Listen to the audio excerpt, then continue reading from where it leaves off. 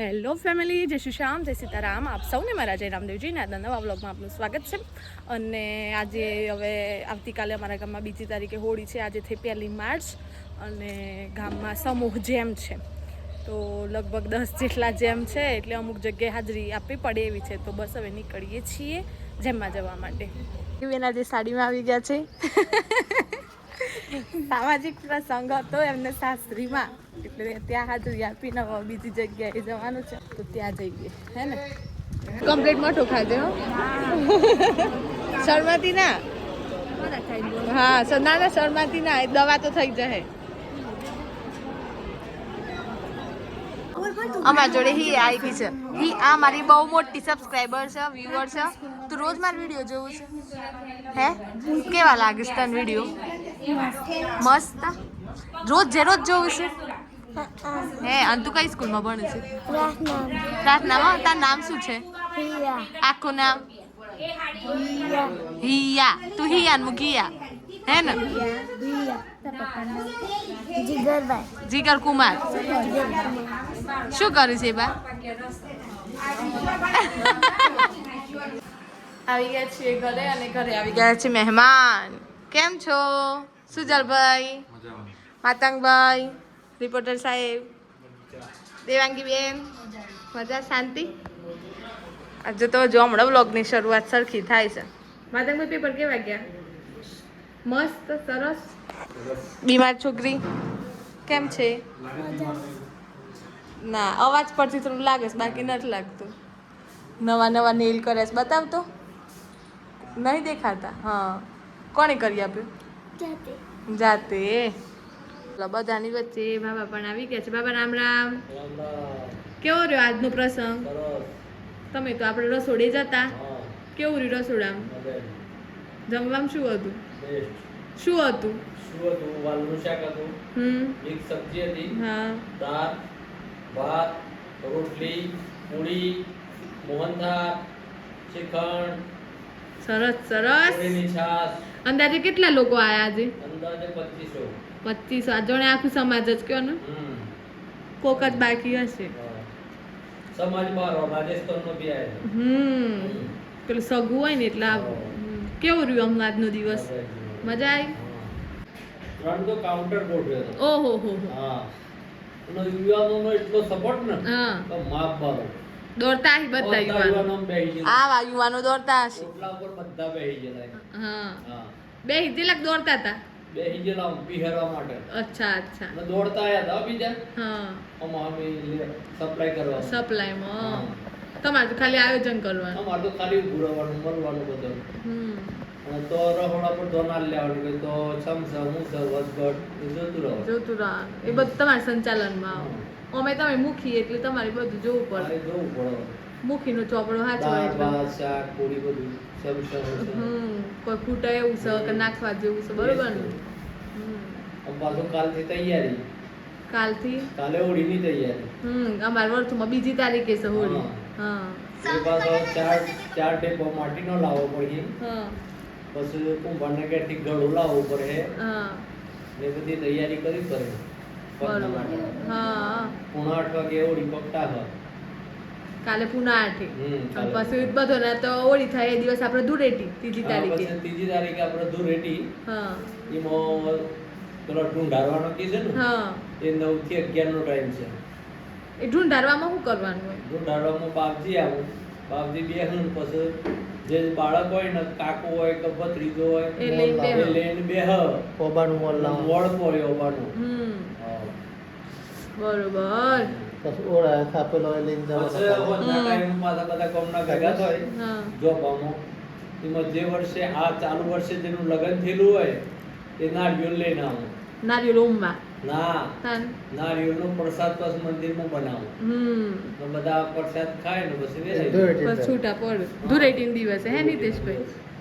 સવારે વહેલા ગોમના ભેગા થાય તો વાડીનું એક જ જગ્યાએ પેલા તો જેમ હોય ને દરેકના ઘેર ભેગા થતા સવારમાં. હા, ચા પાણી પેલાને ઘેર સમૂહ જેમ થાય એટલે બધા ઘેર જઈ આવે. બધાને ઘેર જો એટલે 11-12 વાગે.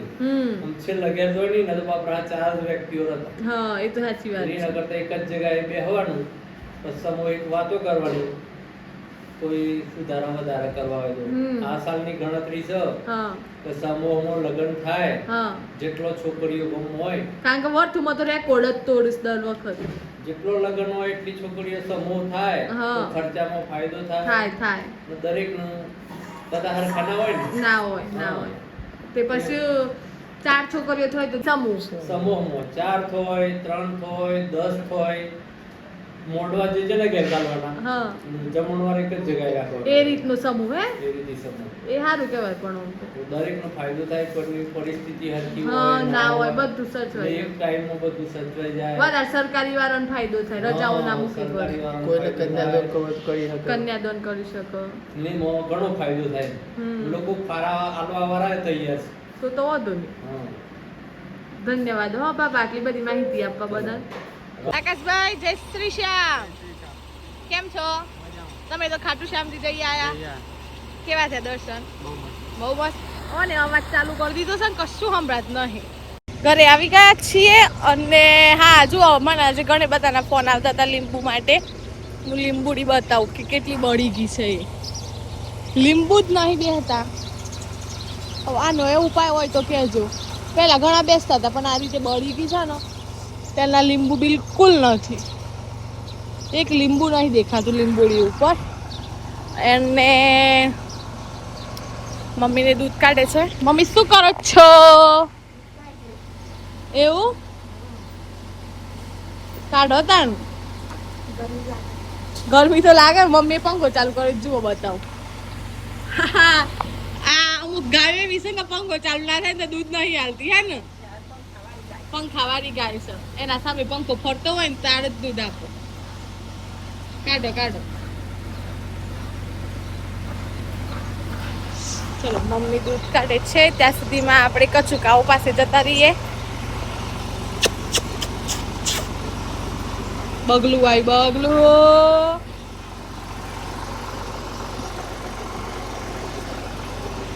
અને 2 કચુકા આવી ગયા.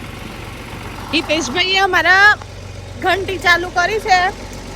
હિતેશભાઈ જોડે જઈ આવો. અવાજ નહીં આવે તો પણ હું જોરથી બોલું છું. અને ક્યાં ગયા હિતેશભાઈ? હિતેશ ડોન વાલમન બધા તો લોટ કરે હિતેશભાઈ. હિતેશભાઈ શું કરો છો?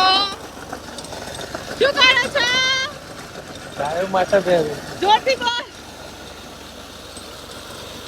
ગાયો માટે ઘંટી મકાઈ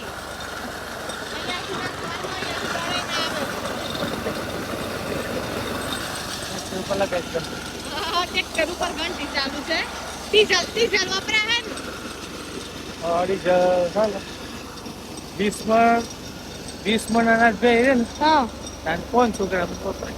ઓહો, 500. સારું કહેવાય.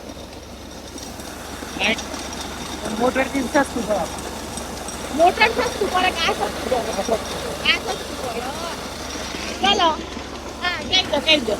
મોટર હોય તો પછી દબી જાય. આમાં છે ને દબાણની ઘંટી. હા ખબર નહીં તમને અવાજ સંભળાયો છે કે નહીં સંભળાયો એ, પણ તો છતાં લીધું છે. અને ખેતરમાં કંઈક આવી ગયું છે. ખેતરમાં કંઈક વવાઈ ગયું છે જુઓ. અને સરસ સોના જેવા ઘઉં દેખાય છે, જાણે સોનું જ જોતા હોઈએ. આંબાનો મસ્ત મોર આવ્યો છે.